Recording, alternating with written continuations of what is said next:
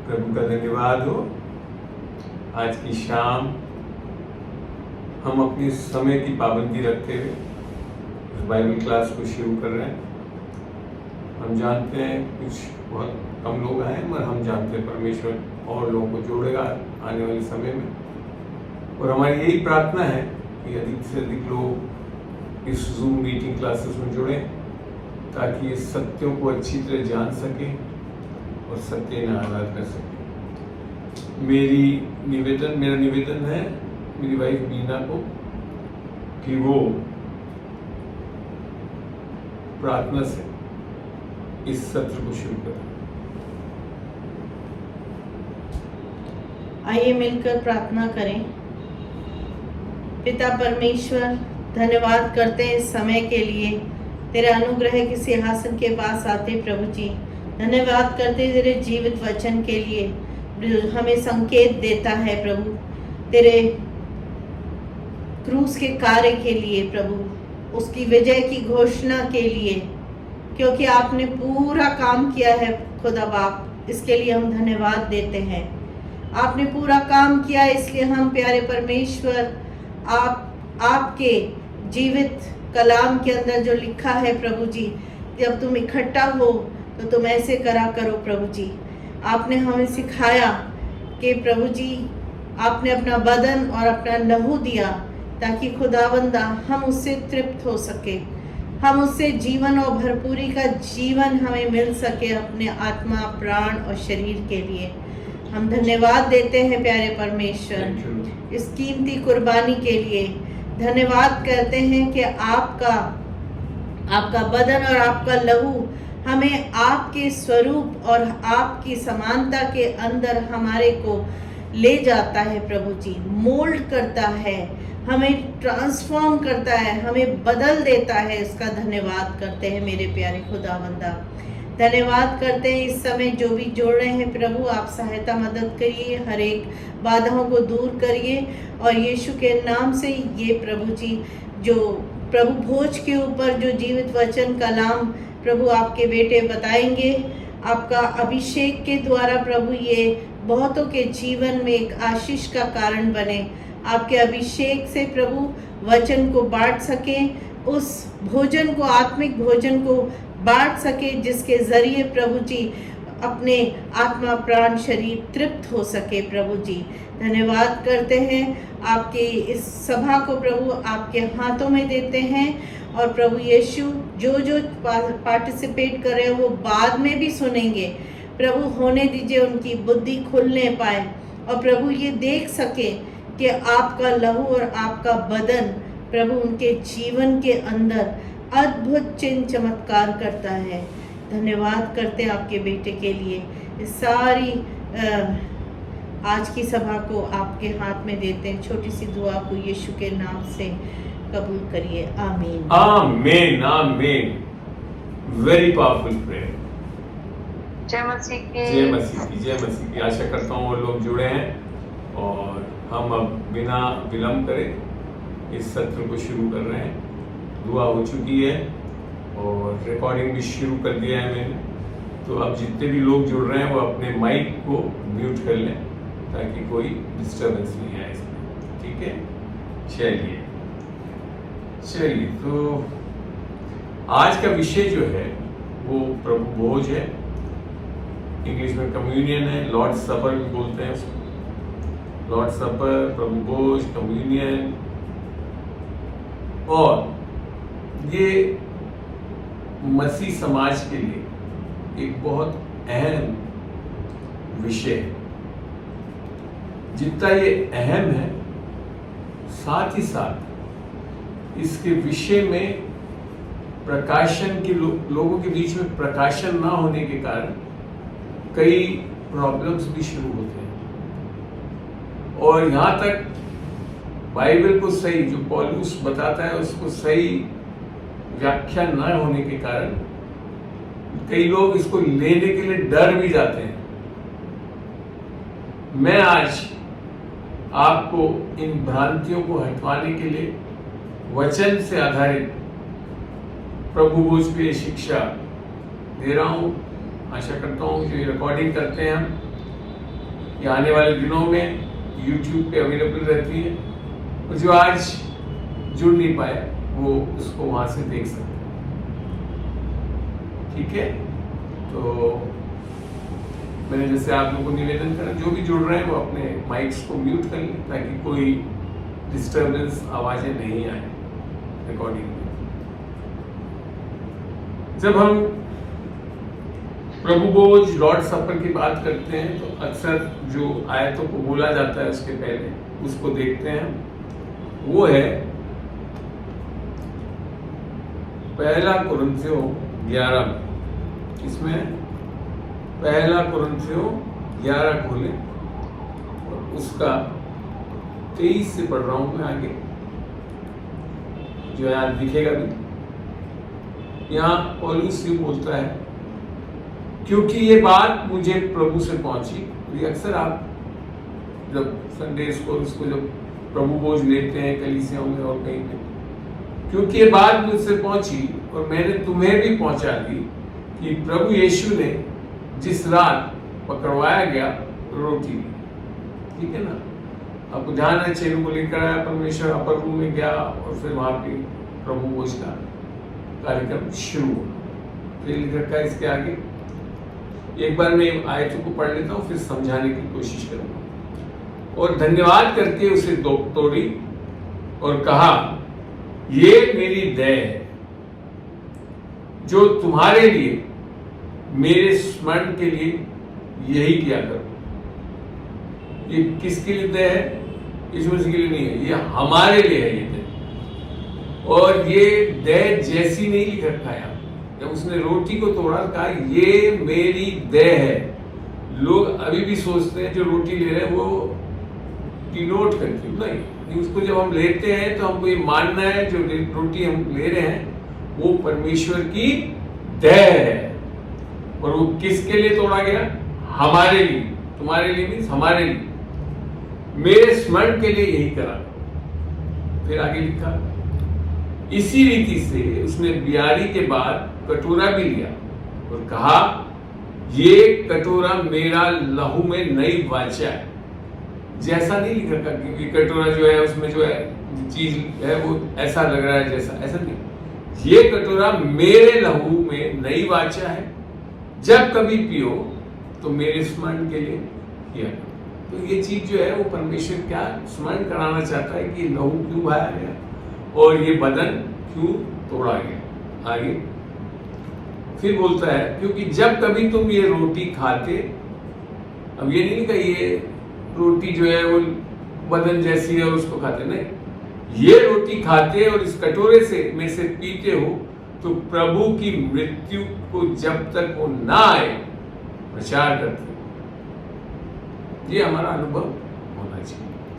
आगे लिख रखा है, अब यहां शुरू होती है जिससे कई विवाद और ये चीज शुरू होती है। इसलिए जो कोई अनुचित रीति से प्रभु की रोटी खाए, क्या लिख रखा है? ऐसा लिखा कि अनुचित रीतियों से, ऐसा नहीं लिख रखा, खाली लिखा है अनुचित रीति से, मतलब कोई एक ही चीज है जो अनुचित रीति है उसमें। ये ध्यान से पढ़े आप, कलीसिया में बहुत सी रीतियों को अनुचित मान लिया। ध्यान लिख रखा, अनुचित रीति से प्रभु की रोटी खाए या उसके कटोरे में से पिए, वह प्रभु की देह और लहू का अपराधी ठहरेगा। आगे चल के समझाएंगे भी क्या अनुचित रीति है, पढ़ते हैं थोड़ा सा और। इसलिए अब यहां और बड़ी चीज, इसलिए मनुष्य अपने को जांच ले और इसी रीति से, मतलब एक कोई अनुचित रीति है बाकी जो है सही रीति भी है, तो इसी रीति से इस रोटी में से खाए और इस कटोरे में से पिए। मतलब कोई एक रीति है जो सही रीति है, उसके अनुसार हमको खाना और पीना। कोई बहुत सारी रीतियां नहीं है जैसे अमूमन चर्चों में बना लिया है कि अगर आपके औरतों के माहरी वहाँ मैंने पीरियड्स हो रहे हैं तो उसको नहीं खाना चाहिए, आपने कुछ पाप कर रखा है तो उस टाइम नहीं खाना चाहिए, ऐसे वगैरह वगैरह बना रखे हैं। और ऐसा नहीं लिखा है, खाली एक रीति गलत बताई है उसमें। अब आगे क्या लिखा है? तो जब रीतियां मानने लगते हैं हम कि गलत रीतियां, तो प्रॉब्लम क्या आती है? क्योंकि जो खाते पीते समय प्रभु की देह को ना पहचाने। प्रभु का देह किस लिए दिया गया, आप क्या कर रहे हैं उस पर निर्भर नहीं कर रहा है। ये प्रभु के देह को पहचानना है, वो परमेश्वर का वचन बोल रहा है। आमीन।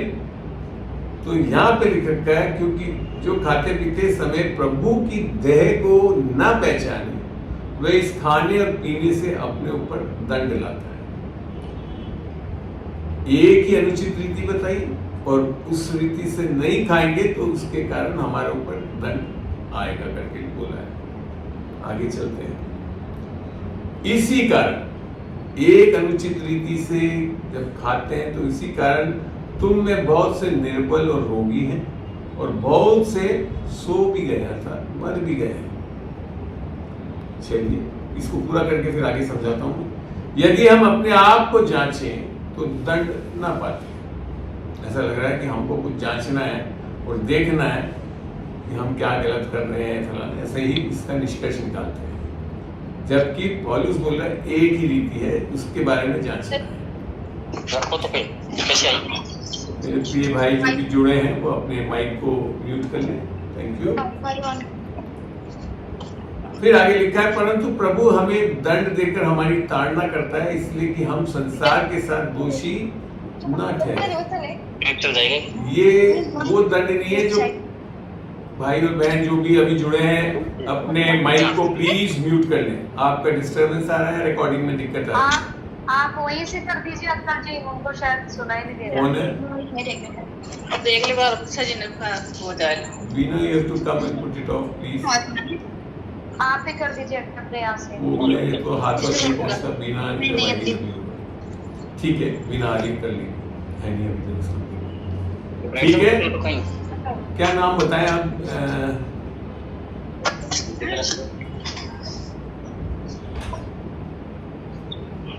बिना कर पार्टिसिपेंट्स को देख लेना किसका माइक ऑन है, इधर से थर्ड को तुलसी मणि ऊपर वाला तुलसी मणि जी। हाँ ये हाँ ये इसको क्लोज भी करो, स्क्रीन को क्लोज कर दो प्लीज। Thank you. चलिए ब्यूटीफुल, थैंक यू, बहुत अच्छा। तो यहाँ पे दंड देकर हमारी ताड़ना करता है, इसलिए कि हम संसार के साथ दोषी न ठहरे। यहाँ ये जो ताड़ना है, ये इस प्रकार का दंड नहीं है जो दोषी ठहराने के लिए दिया जा रहा है, ये भी ध्यान दें। ठीक है, आगे बढ़ते हैं फिर। इसलिए हे मेरे भाइयों, जब तुम खाने के, अभी जो जुड़े हैं उसको म्यूट कर लें। इसलिए हे मेरे भाइयों, जब तुम खाने के लिए इकट्ठे होते हो तो एक दूसरे के लिए ठहरा करो। तो आगे चल के मैं समझाऊंगा भी सबको। यदि कोई भूखा हो तो अपने घर में खा ले, जिससे तुम्हारा इकट्ठा होना दंड का कारण ना हो, और शेष बातों को मैं आकर ठीक कर दूंगा। तो आगे चल के मैं आपको आज की शिक्षा में इन चीजों को भी लेते हुए आपको बताऊंगा कि क्या है। ठीक है, चलिए यहां हमने पढ़ा ये सब चीजों को।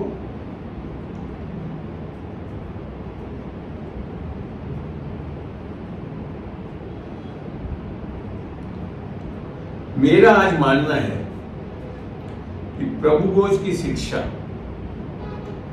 परमेश्वर के प्रत्येक बच्चे अपने जीवन के सभी दिनों में दिव्य स्वास्थ्य, अलौकिक स्वास्थ्य में चल सकता है। अगर इसे लेगा तो अलौकिक स्वास्थ्य में चल सकता है।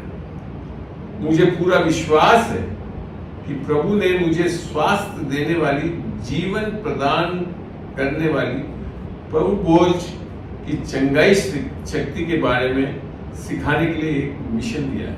तो मैं एक बार पहले भी कर चुका हूँ, इस बार विषय में एक वीडियो है भी मेरा यूट्यूब पे, और आज काफी विस्तृत में आज चर्चा कर रहे हैं। तो आपको निसंदेह बहुत चीजें सीखने के लिए मिलेगी। तो बने रहिए, जो आ गए जुड़े हैं वो प्रार्थना में लगे रहे, सुनते जाए। और मैं आपको और अधिक बताने के लिए अब इंतजार नहीं कर सकता। इसके लिए मैंने ये नहीं देखा कि कितने जुड़े हैं, क्योंकि एक ऐसा विषय है कि समय पे शुरू करके मैं पूरा करना चाहता हूँ। मैंने शुरू किया और अब लोग जुड़ते जा रहे हैं, काफी लोग जुड़ चुके हैं अब और ये सीख रहे हैं। पवित्र प्रभु भोज मेरे लिए केवल सिखाने की चीज नहीं है। आप सोचेंगे अंकल साहब सीख लेंगे, बहुत है। मैं इसकी प्रभावकारिता के बारे में पूरी तरह से आश्वस्त हूं। कितना प्रभावी है इसको मैंने अपने जीवन में चखा है, लोगों ने चखा है। तो इससे हमको आश्वस्त होना है कि क्यों कि लेना है और कैसे सारी चीजें आएंगी आगे चलिए। और मैं व्यक्तिगत रूप से नियमित रूप से प्रभु भोज के में भाग लेता हूँ, व्यक्तिगत रूप से। खाली ये नहीं कि संडे को या कभी चर्च के जब लेते। हम परिवार के रूप में दिन प्रतिदिन कोशिश यही करते हैं कि हम इसको ले लें, नियमित रूप से ले लें। आप लोग दवाइयां नियमित रूप से लेते हैं ना, ऐसे ही इस प्रभु भोज को लेना सीखें, ठीक है। अब आगे मैं ये बताना चाहूंगा, मेरे जीवन में ऐसे भी मौसम आते हैं जब मैं इसे दिन में कई बार लेता हूं। समझ रहे हैं आप? एक बार ही नहीं, एक दिन में कई बार ले लेते हैं। प्रभु की अगुवाई है, आत्मा की अगुवाई है, उसके अनुसार।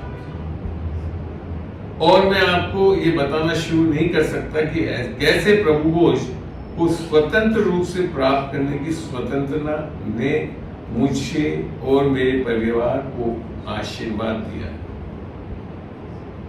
तो मैं इसका इंतजार नहीं करता रहता हूं कि कलीसिया में जाऊंगा और कलीसिया में ही लूंगा। मैं इसको अपने घर में भी लेता हूं। ये क्यों लेने की पसंद करता हूं? क्योंकि स्वास्थ्य और संपूर्णता पवित्र भोज प्रभु भोज के माध्यम से ही है। क्या है? स्वास्थ्य और संपूर्णता पवित्र भोज के माध्यम से है। तो मैं प्रार्थना करता हूं कि आपके जीवन में क्रांति आ जाए, क्योंकि प्रभु आपके लिए अपनी सच्चाइयों को प्रकट करता है। आप जिस भी बीमारी या दर्द से निपट रहे हैं, हो सकता है कि आज से ही आपकी चंगाई शुरू हो जाए, क्योंकि आप इस बारे में अधिक से अधिक सीखते हैं कि आप कैसे पवित्र प्रभु भोज के माध्यम से यीशु के पूर्ण कार्य में भाग ले सकते हैं। आमीन, आमीन, आमीन। मैं मानता हूं कि स्वास्थ्य सबसे बड़ा आशीर्वाद है। क्या आप सहमत होंगे कि उद्धार के उपहार के अलावा यीशु को अपने प्रभु के रूप में स्वीकार करना और अनंत विनाश से बचाया जाना सबसे बड़ा आशीर्वाद है? निसंदेह हमारा उद्धार सबसे बड़ा आशीर्वाद है। हम प्राप्त कर सकते हैं स्वास्थ्य और स्वस्थ भी रह सकते हैं।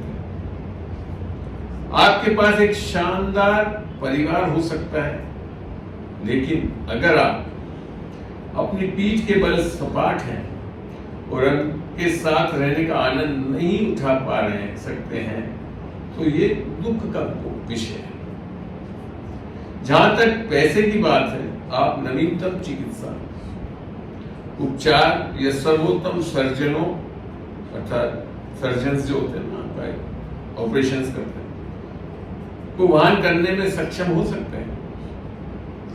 लेकिन दुनिया का सारा पैसा स्वास्थ्य नहीं खरीद सकता। ये बहुत बड़ी घटना बोल रहा हूं। दुनिया का सारा पैसा आपका स्वास्थ्य खरीद नहीं सकता, ये जान लें। मुझे कोई संदेह नहीं है कि परमेश्वर चाहता है कि आप और मैं उसके स्वास्थ्य की आशीष का आनंद उठाएं। जब यीशु पृथ्वी पर चला तो वे हर समय पानी को शांत करना, तूफानों को शांत करना नहीं कर पा रहा, बल्कि वे हर समय चंगा करता रहा। ध्यान दीजिए, आप अगर मरकुस लूका योना सब पढ़ेंगे तो वहां पे हर बार कोई तूफानों को शांत नहीं करता रहा, मगर हर में गॉस्पेल्स में चंगाई के बारे में काम करता रहा। वे जिस गांव में गया, जहां जहां में गया, वे भलाई करता और सब शैतान के सताए हुए लोगों को अच्छा करता फिर, जैसा कि हम देखते हैं प्रेरितों में एक्ट्स 10 देखेंगे, 10 का 38, ठीक है, पढ़ते हैं वचन और उससे समझते हैं। 10 का 38 धीरे धीरे चलूंगा ताकि आप तसल्ली से देख सकें, पढ़ सकें, लिख सकें। परमेश्वर ने किस रीति से यीशु नासरी को पवित्र आत्मा और सामर्थ से अभिषेक किया, वे भलाई करता और सबको जो शैतान के सताए, परमेश्वर के सताए हुए नहीं लिख रखा है, शैतान के सताए हुए अच्छा करता फिरा, क्योंकि परमेश्वर उसके साथ था। तो यीशु मसीह आपको विशेष क्रूस पे किए गए कार्य से चंगाई देना चाहते हैं, स्वास्थ्य देना चाहते हैं। यही बात समझ।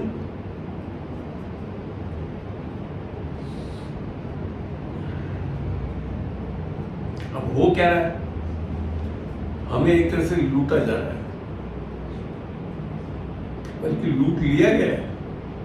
कैसे? पवित्र भोज पर पढ़ने के प्रति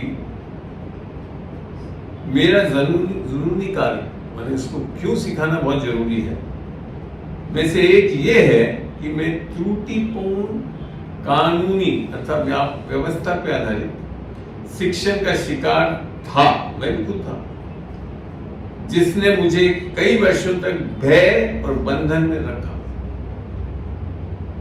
था।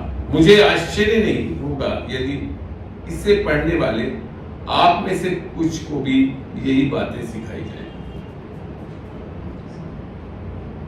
मुझे प्रभु की मेज पर आने से पहले ये बताया गया था कि खुद को जांचना, तो लिखा हुआ पढ़ा भी था, सिखाया गया था, और इसमें हिस्सा न लेने की चेतावनी भी दी गई थी। अगर मेरे जीवन में पाप था जिसने मुझे पवित्र भोज लेने के अयोग्य बना दिया है, मुझसे कहा गया था कि अगर मैंने किया तो मैं खुद पर फैसला अर्थात न्याय लाऊंगा, मैं कमजोर और बीमार हो जाऊंगा, और हो सकता है कि मैं अपने समय से पहले मर भी जाऊंगा। आप जब ऊपर आयतों को पढ़ा और उसने जो लिखा उसको पढ़ने से ऐसा ही प्रारंभिक चीजें ऐसी लगती है। परिणाम स्वरूप मैं उस प्रभु बोझ से इतना भयभीत हो गया कि मैंने कभी उसमें भाग नहीं लिया। कई दिन तक मैंने भी भाग नहीं लिया। हम में से कई लोग हैं, डर जाते हैं, आगे देखते हैं। और इसके लिए नहीं लिया क्योंकि मेरे को लगा मैं मूर्ख थोड़ी हूं, मैं इस जोखिम में क्यों डालना चाहूंगा। मैं पाप या उस जैसी किसी चीज में नहीं जी रहा था, लेकिन क्या होगा अगर मेरे जीवन में कुछ ऐसा पाप था जिसके बारे में मुझे पता नहीं था, मैंने उसको कबूला नहीं और अंगीकार नहीं करा, हो भूल गया हूं मैं उसको, या मैं पहले तो बदतर बनाने के लिए मुझे बताया गया, मामले को और बदतर बनाने के लिए मुझे बताया गया कि मैंने केवल कमीशन के पाप अर्थात जो मैंने किए हैं पाप कर सकता था, बल्कि चूक के पाप भी कर सकता था। ओमिशन, सिंस ऑफ ओमिशन, बल्कि चूक के पाप भी कर सकता था जो मैं करने में असफल रहा था, जो मेरे को करना था और मैंने नहीं किया, ये चूक के पाप। और यहां तक कि पाप भी संचरण, मेरे पूर्वजों द्वारा किए गए पाप, मैं कभी कैसे जान सकता था कि क्या मैं पर्याप्त योग्य था, लेकिन मैंने इससे कभी हिस्सा नहीं लिया। क्यों? क्योंकि मैं डर गया इसके कारण, लोग डरे हुए हैं। क्योंकि जिस तरह उसको व्याख्या करते हैं उसमें ऐसे ही लगता है कि बुरा मुसीबत आ जाएगी। तो यहाँ मैं बताना चाहता हूँ कि नेक नियत लेकिन गलत उपदेश के कारण मुझे मेरे विरासत से वंचित कर दिया गया। गलत शिक्षा, गलत समझ के कारण हम एक बहुत बड़ी विरासत चंगाई की, उससे हम वंचित हैं। जिसने किसी चीज के चारों ओर एक अदृश्य बाड़ लगा दी थी, जो कि स्वास्थ्य और उपचार का स्रोत और परमेश्वर के लोगों के लिए आशीर्वाद थी। ये करना हमारे लिए एक आशीर्वाद का कारण बनना चाहता हूं। जब तक तुम योग्य ना हो, तो यही बार बार हमारे को वचनों से जब हमने पढ़ा तो उससे ऐसा लगता है कि जब तक हम योग्य ना हो तब तक निकट ना आना। ऐसे पढ़ा था हमने, ऐसे लगा। मैं नहीं चाहता कि तुम मेरी तरह लुट जाओ और इसलिए मैं चाहता हूं कि तुम स्वयं देख लो कि परमेश्वर का वचन क्या कहता है। क्या आप इसके लिए तैयार हैं? चलिए, ऐसे गलत विश्वास कैसे आए? वे कुरिन्थियन चर्च को लिखे अपने पत्र में पवित्र प्रभु बोझ पर प्रेरित पौल की शिक्षा की गलत व्याख्या से उपजे हैं। सही व्याख्या नहीं कर रहे हैं।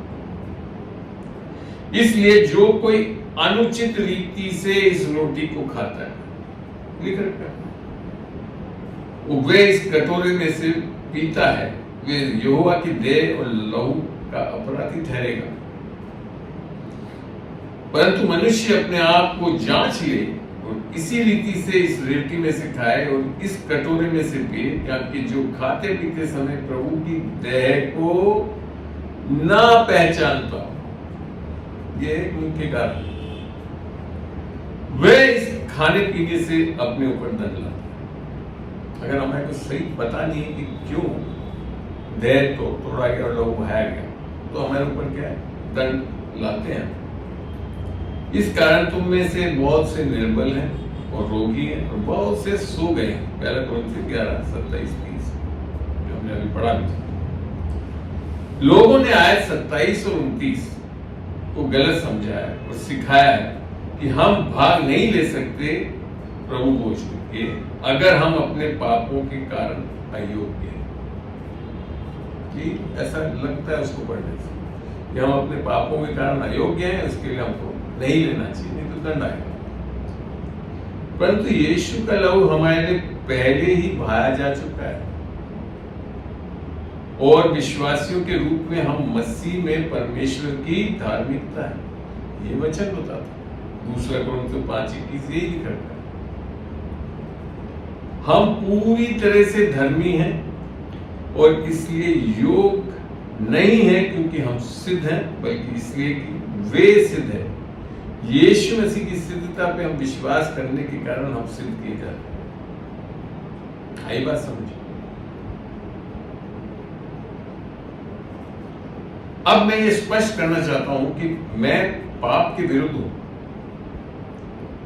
लेकिन हमें प्रभु की मेज पर आने के लिए सिद्ध होने की आवश्यकता नहीं है।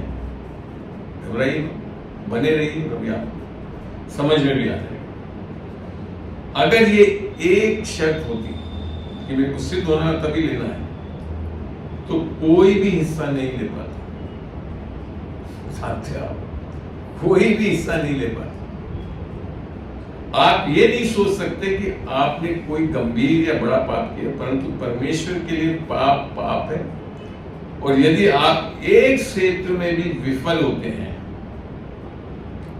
तो आप सभी के लिए दोषी गिने जाते हैं। ऐसा याकूब 2:10 बोलता है कि आपने सब आज्ञाओं को माना और एक में भी विफल हो गए तो आप सब आज्ञाओं को तोड़ चुके।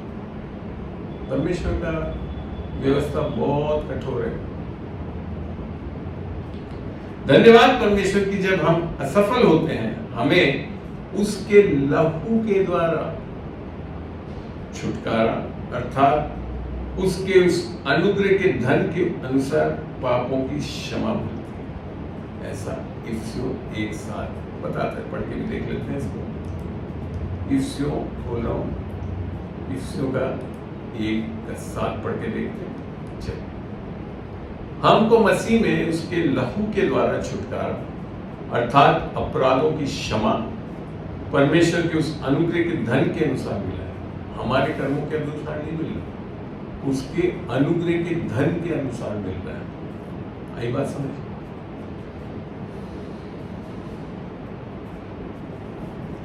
अब मैं ये भी बताना चाहता हूं कि पद 27 और 29 जो हमने पहले कुरिन्थियों 11 में पढ़ा, ये नहीं कहता है कि जो लोग अयोग्य हैं वे भोज में भाग नहीं ले सकते। ध्यान से सुनिए,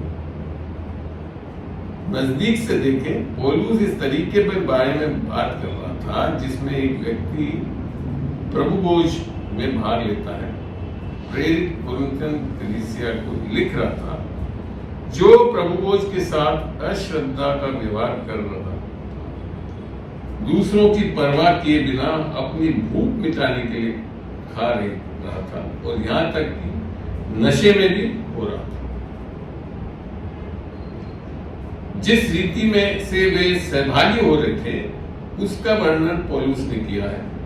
जो जब तुम एक साथ मिलो तो ये प्रभु भोज खाने के लिए नहीं, क्योंकि जब तुम खाते हो तो हर एक फुर्ती करता है, पहले अपना स्वयं का भोजन प्राप्त करने के लिए दूसरों का या गरीबों के प्रतीक्षा नहीं करता है। इस बाइबल में वहां लिखा हुआ है, समझाया। तो एक भूखा जाता है जबकि दूसरा शराब पीता है। तो ये ले रहे थे वहां पे, जिस तरह से कर रहे थे प्रभु भोज में, उस विधि के बारे में इसने बताया। वचन किरण के लिए डरो। जी अभी मैं डाल दूं प्लीज। तो एक भूखा जाता है जबकि दूसरा शराब पीता है। क्या तुम्हारे पास खाने पीने के लिए घर नहीं, या क्या तुम परमेश्वर की कलीसिया को तिरस्कार करते हो और उन गरीब विश्वासियों को नीचा दिखाते हो जिनके पास कुछ नहीं? ये देखते हैं पहला कुरिन्थियों 11:20-22। पहला कुरिन्थियों 11 20 और 22 में चीज स्पष्ट लिखा, 20 से 22 में पढ़ेंगे। ये लिखा, जब तुम एक जगह में इकट्ठे होते हो तो ये प्रभु भोज खाने के लिए नहीं, क्योंकि खाने के समय एक दूसरे से पहले अपना भोज खा लेते हो, तब कोई भूखा रहता है और कोई मतवाला हो जाता है। आई बात समझ? तो 22 में लिखा है, क्या खाने पीने के लिए तुम्हारे घर नहीं, या परमेश्वर की कलीसिया को तुच्छ जानते हो और जिनके पास नहीं है उन्हें लज्जित करते हो? मैं तुमसे क्या कहूं, क्या इस बात में तुम्हारी प्रशंसा करूं? मैं प्रशंसा नहीं करता। तो तरीका जो ये लोग कर रहे थे, खाने को खाने के लिए कर रहे थे, समझ नहीं रहे वो क्यों खाना और कैसे खाना। ये बात समझ? वो एक प्रकार से प्रभु भोज को क्या कर रहे थे, किसी भी अन्य भोजन की तरह व्यवहार करने के लिए सही कर रहा था, बजाय इसके कि उस तरीके से लिया जाए जो हमारे प्रभु यीशु ने इसके करने के लिए निर्धारित किया था। वे प्रभु भोज को पवित्र और अलग देखने के बजाय उसे सामान्य मान रहे थे। आज हमारे लिए एक अयोग्य तरीका से प्रभु भोज में भाग लेना कुरिन्थियन चर्च की तरह होना है, हमें जो कि प्रभु भोज के तत्वों को सामान्य, महत्वहीन और शक्तिहीन मानता है। ये साम्यवाद के तत्वों से प्राकृतिक और साधारण मानने के लिए है और इस शक्तिशाली पवित्र शक्ति को पहचानने में विफल रहने के लिए है, जिसे हम अपने हाथों से धारण करते हैं। ये तत्वों को तिरस्कार करना है और इज़राइल के बच्चों की तरह होना है जो अपने अनुग्रह से में मन्ना परमेश्वर से इतने परिचित हो गए बशर्ते कि उन्होंने स्वर्ग की रोटी को बेकार के रूप में देखा। ये गिनती 21:5 में लिखा है। और हमारे प्राण इस निकम्मी रोटी से दूषित हैं। मैं माफी चाहता हूँ थोड़ी देर के लिए। अब हम आगे बढ़ते हैं, जो भी शिक्षा है उसको आगे लेते हैं। तो यहाँ पे जो प्रॉब्लम बता रहा था पौलुस, वो ये बता रहा था कि आप लोग जो ले रहे हो उसको जो रीति है उसमें क्या क्या गलतियां कर रहे थे वो लोग। कई लोग तो उसको अपनी भूख मिटाने के लिए कर रहे थे, है ना? यस। खा रही थी और यहाँ तक कि नशे में भी हो जाते थे। तो इन चीजों के लिए वो बोल रहा था कि ये ऐसा नहीं होना चाहिए। आगे लिख रखा है, जिस रीति से वे सहभागी हो रहे थे उसका वर्णन पौलुस ने किया है। और इसका ये मतलब नहीं कि ये गलतियां करने के कारण प्रॉब्लम आ रही है। आगे मैं बताना चाहूंगा, तो ये प्रभु भोज खाने के लिए नहीं, क्योंकि जब तुम खाते हो तो हर एक फुर्ती करता है। पहले अपना स्वयं का भोजन प्राप्त करते हैं करने के लिए, दूसरा या गरीब की प्रतीक्षा तक नहीं करते। वह लोग प्रभु भोज से वंचित रह जाते थे। आगे फिर ये भी बताता है, ये क्या तुम परमेश्वर की कलीसिया को तिरस्कार करते और उन गरीब विश्वासियों को नीचा दिखाते हो जिनके पास कुछ नहीं? क्योंकि प्रभु भोज के लिए सब लेकर आते थे अपने पास। मैं ऐसे भी गरीब लोग थे जो नहीं ला पाते थे, तो उनको कुछ मिलता ही नहीं। तो ये प्रॉब्लम थी, इसको हाईलाइट कर रहा था कि ये करना गलत है। क्योंकि वो ये स्पष्ट करना चाहता था पौलुस, उन्हें प्रभु भोज को किसी भी अन्य भोजन की तरह व्यवहार करने के लिए सही कर रहा था। आई बात समझ? इसके लिए वो ऐसी बातें लिख रहा था। अन्य भोजन की तरह व्यवहार करने के लिए सही कर रहा था, बजाय इसके कि इसे हम इस तरीके से लिया जाए जो हमारे प्रभु यीशु ने इसे करने के लिए निर्धारित किया था। और वो क्या था? वे प्रभु भोज को पवित्र और अलग देखने के बजाय उसे सामान्य मान रहे थे, अपने पेट की भूख पूरा करने के लिए कर रहे थे। ये एक बहुत बड़ी गलती थी। तो जो हमारा दृष्टिकोण है कुछ करने के लिए, उस पर निर्भर करता है कि हम क्या कर रहे हैं। आज भी हमारे लिए एक अयोग्य तरीके से प्रभु भोज में भाग लेना कुरिन्थियन चर्च की तरह होना है, जो कि प्रभु भोज के तत्वों को सामान्य, महत्वहीन और शक्तिहीन मानते हैं। अभी भी वो ये साम्यवाद के तत्वों को, प्रकृति को साधारण मानने के लिए है और उस शक्तिशाली पवित्र शक्ति को पहचानने में विफल रहने के लिए है, जिसे हम अपने हाथों में धारण करते हैं। ये तत्वों का तिरस्कार करना और इजराइल के बच्चों की तरह होना है, जो अपने अनुग्रह में मन्ना परमेश्वर से इतने परिचित हो गए, बशर्ते कि उन्होंने स्वर्ग की रोटी को बेकार के रूप में देखा। गिनती 21:5 को देखते हैं, वहां ये लिखा है। गिनती 21:5 में चलिए, पुराने नियम कहाँ है? गिनती, यस, नंबर्स, और इसका 21:5 में पढ़ रहा हूँ, दिखाते हुए देखिएगा ध्यान से। 21:5 क्या लिखा है यार? इसलिए वे परमेश्वर के विरुद्ध बात करने लगे और मूसा से कहा, तुम लोग हमको मिस्र से जंगल में मरने के लिए क्यों ले आए हो? यहाँ ना तो रोटी है और ना पानी, और हमारे प्राण, क्या लिख दिया, इस निकम्मे रोटी से दुखित हैं।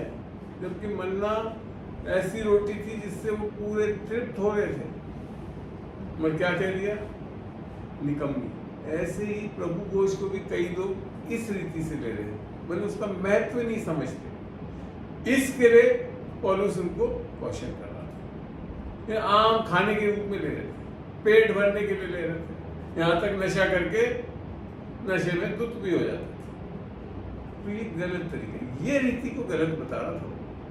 ये नहीं कि कोई और रीति, कुछ आप में कोई कमी होने के कारण, वो नहीं बता रहा था। आप जिस मानसिकता से ले रहे हैं वो गलत है। और हम में से कई लोग आज भी प्रभु भोज को समझ ही नहीं पा रहे कि वो है क्या।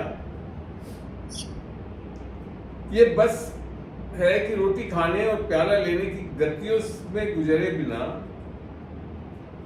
उनके महत्व और शक्ति का मूल्यांकन किया नहीं है लोगों ने। हो सकता है कि आप वास्तव में कभी नहीं समझ पाए हों कि मसीह प्रभु भोज में भाग क्यों लेते हैं, और आप केवल इसलिए भाग ले रहे हैं क्योंकि आपको बताया गया था। क्या ये आपके लिए एक खाली रस्म बन गई, ट्रेडिशन बन गया है? आधे से ज्यादा लोग इसको ट्रेडिशनली रूप से करते हैं। तो बाइबल में लिखा है ट्रेडिशन से कुछ फायदा नहीं होता। जिसे आपका चर्च महीने में एक बार आयोजित करता है, कईयों के एक बार कोई 4 बार कर देते हैं, अलग अलग तरीके हैं, और आयोजित करता है या केवल त्योहारों पे, गुड फ्राइडे पे, ईस्टर पे, क्रिसमस पे, ऐसी चीजों में कर देते हैं। हो सकता है कि आप अंधविश्वास से प्रभु भोज में भाग ले रहे हो, ये भी सही है। अभी बताता हूं कैसे। आप इसे केवल इसलिए ले रहे हैं क्योंकि आपने दूसरों में से चंगाई की गवाही सुनी, और आप इसकी उम्मीद कर रहे हैं कि आपके लिए भी इसका जादू काम कर जाएगा। लोगे तो जादू हो जाएगा हमारे अंदर। ये सब गलत तरीका है सोच का, ठीक है ना? समझ रहे हैं आप? या शायद आप इस एक भावुक प्रथा या विचित्र परंपरा के रूप में देखते हैं जो मसीहों को उनके विश्वास की जड़ों के बारे में याद दिलाती है। हो सकता है जब आप तत्वों को पकड़ते हैं अपने हाथों में, तो आप केवल एक रोटी और कुछ रस देखते हैं और कुछ नहीं, जबकि परमेश्वर वो जब रोटी देते हैं उसको परमेश्वर का तोड़ा हुआ शरीर देखना है, और वो कटोरे में जो लहू है वो कोई पानी या जूस नहीं है। जब हम ले रहे हैं तो उसको इस तरह से देखना है। अगर आपको ऐसा लगता है तो क्या मैं आपको बता सकता हूं कि आपको भी लूट लिया गया। शैतान ने आपको बड़े आराम से लूट लिया है। बाइबल कहती है कि परमेश्वर के लोग ज्ञान के अभाव में नाश हो गए हैं, जैसा होजिया 4:6 में बड़ा स्पष्ट है। देखते हैं होजिया, पुराने नियम में होजिया 4:6 पढ़ेंगे। होजिया का 4 और 6 देखते हैं। मेरे ज्ञान के ना होने से मेरी प्रजा नाश हो गई। तूने मेरे ज्ञान को तुच्छ जाना है, इसलिए मैं तुझे अपना याजक रहने के अयोग्य ठहराऊंगा। तो आगे की बात, तो बेसिकली क्या बता रहा है परमेश्वर का वचन?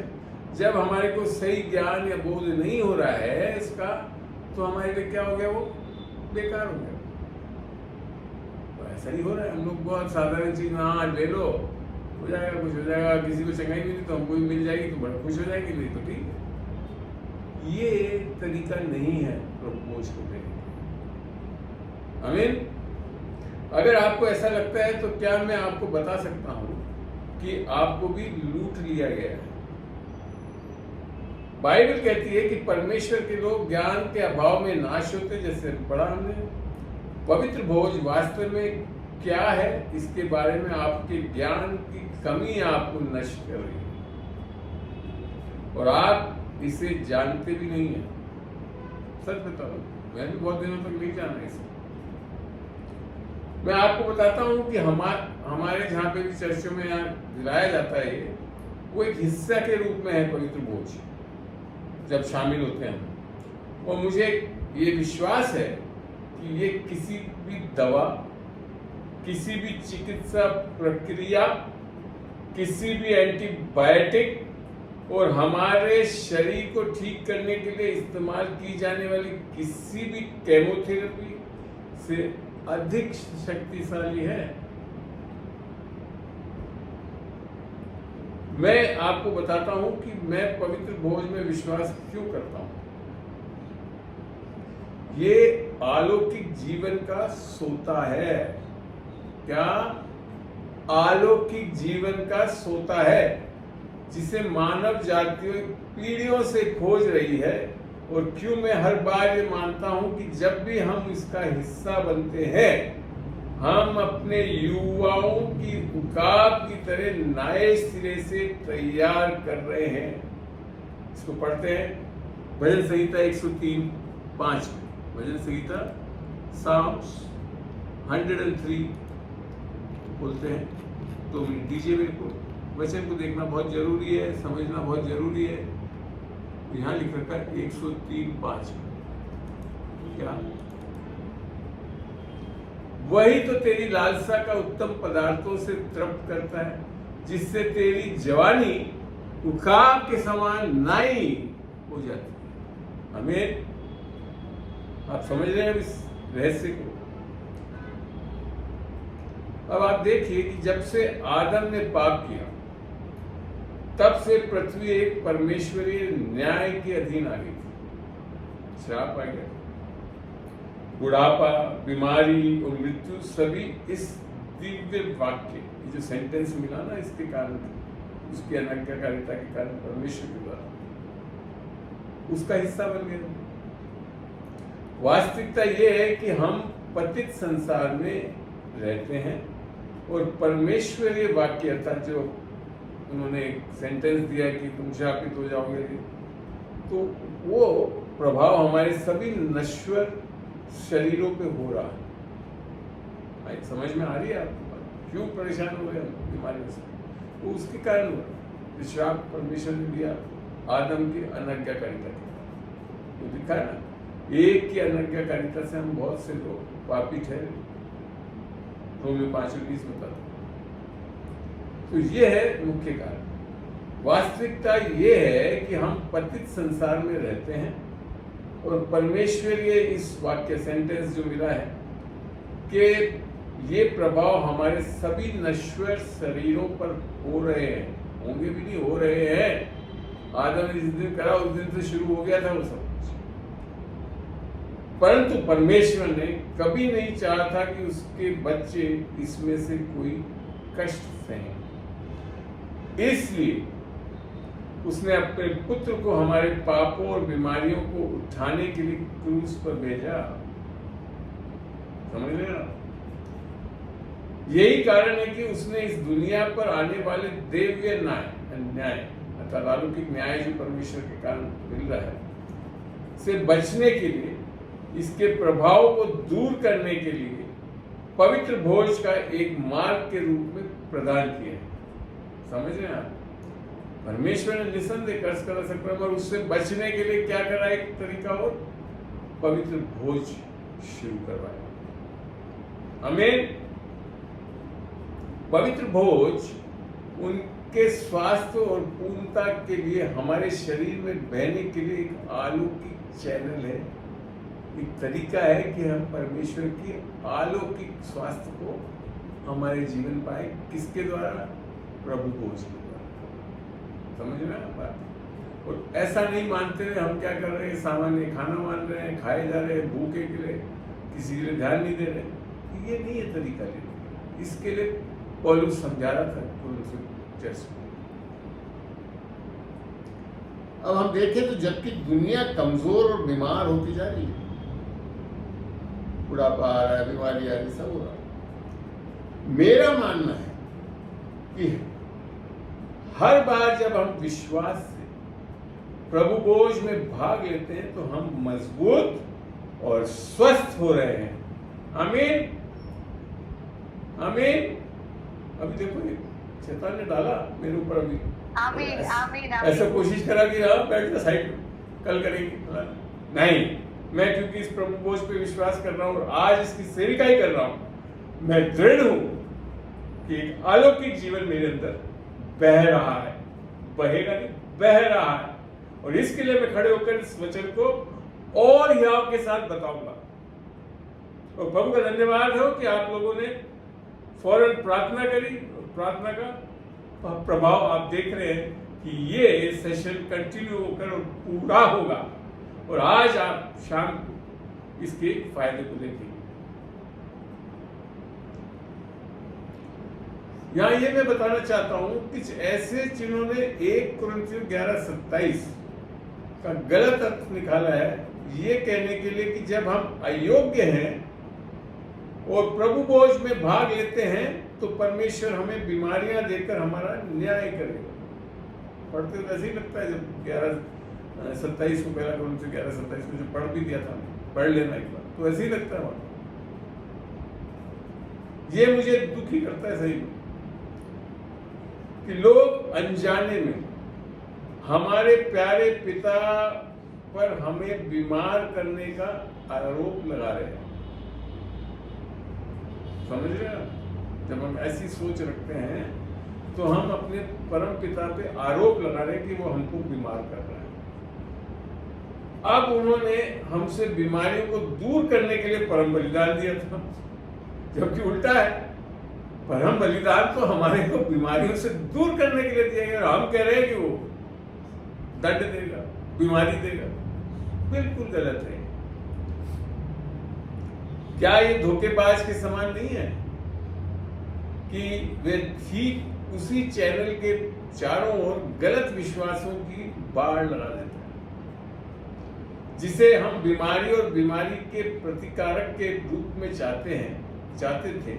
क्या ये शत्रु के समान नहीं है कि इन बाढ़ों का खड़ा किया गया ताकि परमेश्वर के लोग उसके प्रावधान का हिस्सा बनने से डरें?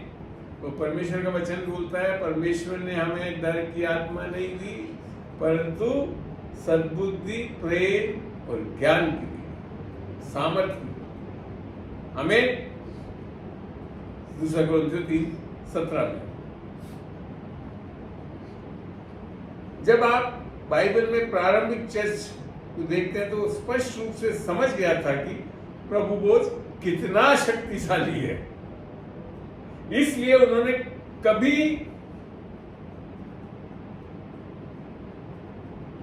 कभी भी हिस्सा नहीं लेने के लिए सोचा ही नहीं, कभी कभार हिस्सा लेने के लिए नहीं सोचा। आज प्रश्नों में ये था कि कब, कितने बार, क्या लेंगे। बाइबल में हमें बताती कि उन्होंने घर घर रोटी तोड़ी, जैसा प्रेरितों के काम 2:46 में लिखा। क्या है प्रेरितों के काम 2:46 में? देखते हैं, अच्छा लगेगा। तो वचन को जब तक हम वचन से देख नहीं ले तो हो सकता है हमारे बीच में कुछ भ्रांतियां रह जाए। या क्या लिखा था? और वे प्रतिदिन अर्थात रोजाना एक मन होकर मंदिर में इकट्ठा होते थे और घर घर रोटी तोड़ते हुए आनंद और मन की सिधाई से भोजन किया करते थे। घर घर में, चर्च में बैठ के नहीं, घर घर में करते थे। आगे बात समझ में? जब वो रविवार को मिले तो इसका मुख्य कारण उपदेश और शिक्षा का सुनना नहीं था। ये जरूर दिया जाता था, पर मुख्य कारण क्या था कि मैं चाहता हूं कि आप इसे अपने लिए देखें। प्रेरितों का 20:7 में खोल रहा हूं, वहां समझ में आएगा वो क्यों मिलते थे। प्रेरितों का 20 और 7, 20 और 7। देखिए, सप्ताह के पहले दिन जब हम रोटी तोड़ने के लिए इकट्ठे हुए तो पौलुस ने जो दूसरे दिन चले जाने पर था उनसे बातें की और आधी रात तक उपदेश देता। तो मुख्य कारण क्या था? रोटी तोड़ने के लिए। उपदेश था, बाद में करा, पर सही उपदेश दिए। मैं चाहता हूं कि आप इसे अपने लिए देखें कि वो सप्ताह में क्या करते थे। रोटी तोड़ने के लिए इकट्ठा होते थे। आमीन। भले ही प्रेरित पौलुस उस सप्तांत अतिथि वक्ता था, मुख्य कारण था कि वे एकत्र हुए रोटी तोड़ने के लिए। आमीन। अच्छा लगा? यदि आज लोग केवल प्रभु भोज में निहित शक्ति के परिणाम को जानते हैं तो वो प्रारंभिक कलीसिया की तरह होंगे, जितनी बार वे प्रभु भोज में भाग ले सकते थे और जितना संभव हो उतना लाभ प्राप्त कर सकते थे।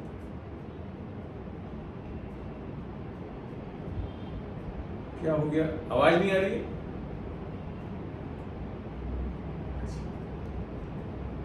किरण कुछ हाथ वाथ दिखा रही थी तो मेरे को लगा आवाज नहीं आ रही है, और वो तारीफ कर अच्छा रही लग रहा है। अच्छा ताली बजा रही थी, ऐसे ऐसे कर हाँ, हाँ, हाँ। धन्यवाद करेंगे प्रभु प्रभु को। बीच बीच में रोक के बजा लिया करो, बंद कर लिया करो फिर में। आमीन। मैं भी प्रोत्साहित हो रहा हूँ। आमीन आमीन। प्रभु का बहुत धन्यवाद। यदि आज लोग केवल प्रभु बोझ में निहित शक्ति के परिणाम को जानते हैं तो वे प्रारंभिक कलीसिया की तरह होंगे, जितनी बार वो प्रभु बोझ में भाग ले सकते हैं और जितना संभव हो उतना लाभ प्राप्त कर सकते थे। और हम क्या कर रहे हैं? महीने में एक बार, साल में एक बार। ये गलत है। बाइबल तो कह रही है रोजाना लो, रोजाना क्या, एक रोज में कई बार लो। और मैंने ये करा है अपने जीवन में। आज बता दूं, मैं आज सुबह ले चुका हूं, बीच में लिया और अभी भी लिया। और वही कारण कि आज मैं आपके सामने बैठ के इस सेविकाई को कर रहा हूं, क्योंकि प्रभु ने मेरे को बोला आएगा इस पे तुम्हारे ऊपर एक अटैक से, मैं इसको लेकर बैठो, निकल आओगे उस पे। आमीन आमीन आमीन आमीन। प्रभु का तो धन्यवाद। मेरे भाइयों बहनों, ये लूटे जाने का समय नहीं है, लोग वे जगने का समय है। आइए हम हमेशा अपने आप को जांचें, पापों के लिए नहीं, हमें को अपने आप को पापों के लिए नहीं जांचना है। जैसा कि यीशु का लहू से हम तो धुल गए, सारे पाप हमारे माफ हो चुके हैं। अब किस बात के लिए पापों को जांचने में लगे हो? आमीन। लेकिन यह सुनिश्चित करने के लिए कि हम प्रभु के बोझ के योग्य तरीके से भाग लें, उनके पूर्ण कार्य के प्रकटीकरण के साथ। आइए हम हमेशा सचेत रहें कि जैसे हम रोटी खाते हैं, हम यीशु को शरीर में भाग ले रहे हैं जो तोड़ा गया था, ताकि हमारा पूरा हो सके।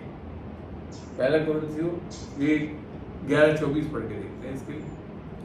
और ये शायद 53:5 में भी ये चीज बताई गई है। मैं एक जगह से पढ़ रहा हूँ ताकि आपको प्रकाशन मिले। पहला कोरिन्थियों 11:24। आमीन। देखते हैं क्या लिखा है यहाँ पे। आमीन। और धन्यवाद करके उसे तोड़ी और कहा, ये मेरे देह की देह है। ये नहीं कहा ये मेरे देह जैसी है, ये मेरी देह है जो तुम्हारे लिए मेरे स्मरण के लिए ये किया करो। हम क्या अभी देह जैसा मान रहे हैं? ना ना ना ना ना भाई, जब उस रोटी को ले रहे तो बिल्कुल जैसा यीशु का देह है वैसा है वो।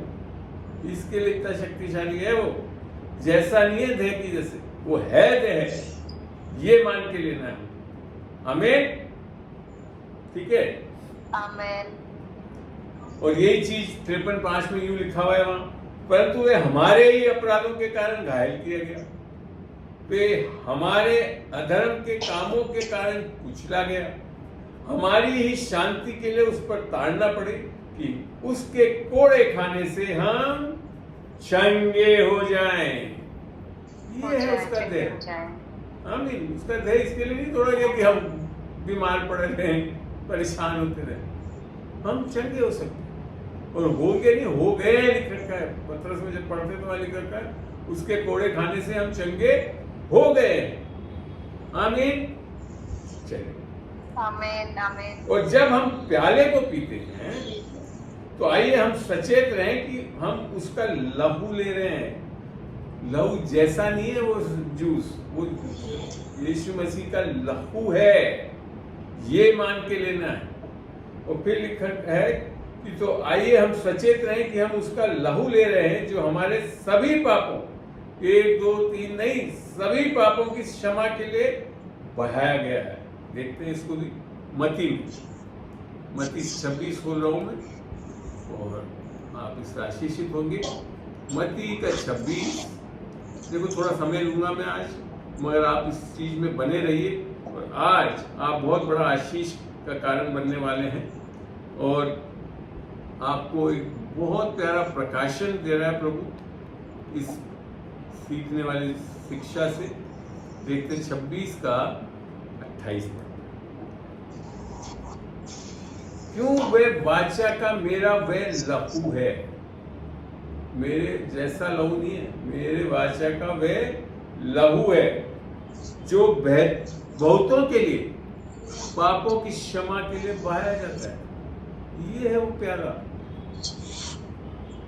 मुझे नहीं पता तो अभी हम सोचते हैं शायद उसके जैसा है, शायद हो जाए, शायद माफी मिल जाए। नहीं, उसको लेते हुए मानो कि वो यीशु का लहू है और हमारे माफी के लिए बहाया गया। आमीन।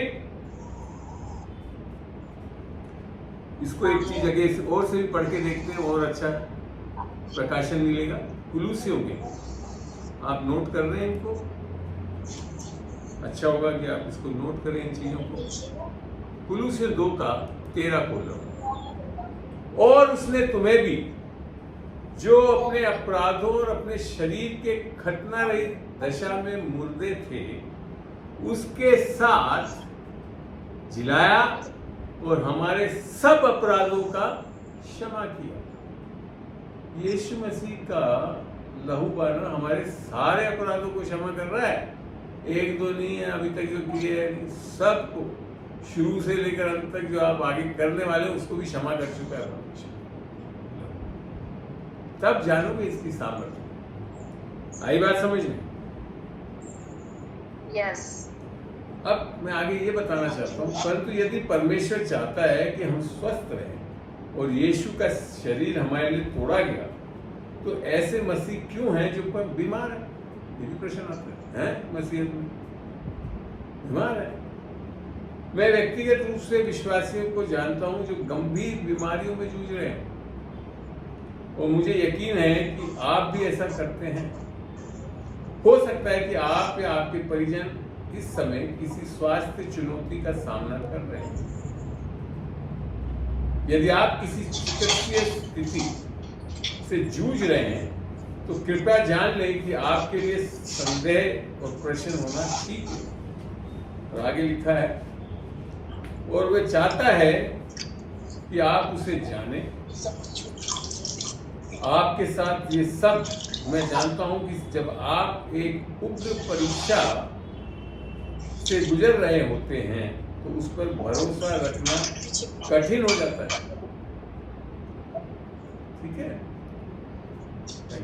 Thank you. कृपया जो भी अभी माइक पे इसको बंद कर लें, म्यूट कर लें। मैं जानता हूं कि जब आप उग्र परीक्षा से गुजर रहे होते हैं तो उस पर भरोसा रखना कठिन हो सकता है, लेकिन उस पर भरोसा रखो मेरे दोस्त। वे अभी आपकी वर्तमान सहायता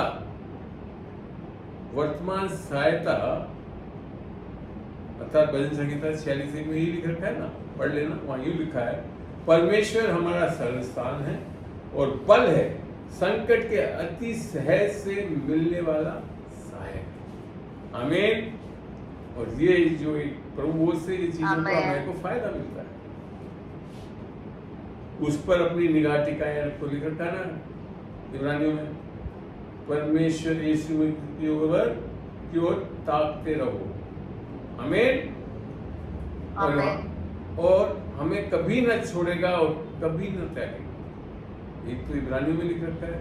अगर व्यवस्था विवरण 31:6 पढ़ेंगे, आप खोल के पढ़ लेना, मैं अभी उसको खोल नहीं रहा हूँ। वहां यूं लिखा है, तू हियाव बान और दृढ़ हो, उनसे ना डर और ना भयभीत हो।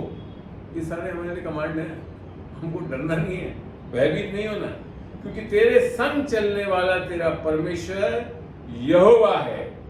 वे तुझे धोखा ना देगा और ना छोड़ेगा। हम तो कई लोग ये मान रहे हैं, पता नहीं प्रभु है भी नहीं, मैं क्यों बीमारी झेल रहा हूँ। नहीं, अगर ऐसा करते तो दानियल के जो 3 लोग हैं ना, जो बताया गया दानियल की चैप्टर में 3 में, जो 3 मित्र थे, अर्थात शद्रक, मेशक और अबेदनागो की कहानी को लिपिबद्ध करता है, जिन्हें राजा नबूकदनेस्सर द्वारा खड़ी कराई गई सोने की मूर्त के आगे झुकने और दंडवत करने से मना करने पर बांधकर आग के भट्टे में डाल दिया गया था। भट्टा इतना गर्म था, ध्यान दीजिए, कि जिन लोगों ने उन्हें फेंका वे गर्मी से मारे गए। लेकिन राजा ने तीनों मित्रों को देख लिया, आग में बीच में चल रहे थे, और उसने उनके साथ एक चौथे व्यक्ति को देखा, जो कौन था? परमेश्वर का पुत्र के समान था, अर्थात यीशु मसीह। हालेलुया। अगर आप इसको देखना चाहें तो दानियल 3:25 में देखिए। हमें अचंभित होकर राजा ने उन्हें बाहर बुलाया, और उसने और उसके सब कर्मचारियों ने देखा कि उन पर आग का कुछ भी प्रभाव न पड़ा। ध्यान दीजिए, कुछ भी। इतना था कि जो फेंक रहे थे वो तो मर गए, जल गए, वो तो अंदर गिरे भी नहीं, उसके पहले ही मर गए। मगर ये इन पे आग का कुछ प्रभाव ना पड़ा, उनका एक भी बाल झुलसा नहीं था। आप जिस यीशु मसीह के पास आ रहे हैं, आपको जानना है, और ये जब हम इस प्रभु बोध से इस संगति में आते हैं तो ये समझना है, झुलसा नहीं था, उनके कपड़े झुलसे या क्षतिग्रस्त नहीं हुए थे। ऐसा हो सकता है क्या? आग में कपड़े झुलसे नहीं, असंभव है, होगा, बट इधर पे नहीं हुआ था लिखा है। और ये तक लिख दिया कि उनके ऊपर धुएं की गंध भी नहीं आ रही थी। मेरे भाइयों और बहनों, नतीजा राजा ने स्वीकार किया कि कोई अन्य परमेश्वर नहीं था जो उनके परमेश्वर की तरह उद्धार कर सके, और तीनों दोस्तों को न केवल रिहा कर दिया गया बल्कि उन्हें पदोन्नत भी किया गया। प्रिय, आपके प्रभु यीशु ने वादा किया है, किसी भी तरह मैं कुछ भी आपको नुकसान नहीं पहुंचाऊंगा। लूका 10:19 में यही तो लिख रखा है। उसने हमें सामर्थ दी है सांपों और बिच्छुओं को कुचलने के लिए, और शैतान की सब सामर्थ के विरुद्ध खड़े होने के लिए। उससे कुछ तुम्हारे को हानि नहीं हो। तो आप कुछ पल के लिए कुछ चीज होता देख रहे हैं तो उससे डरिए मत, डरना नहीं है।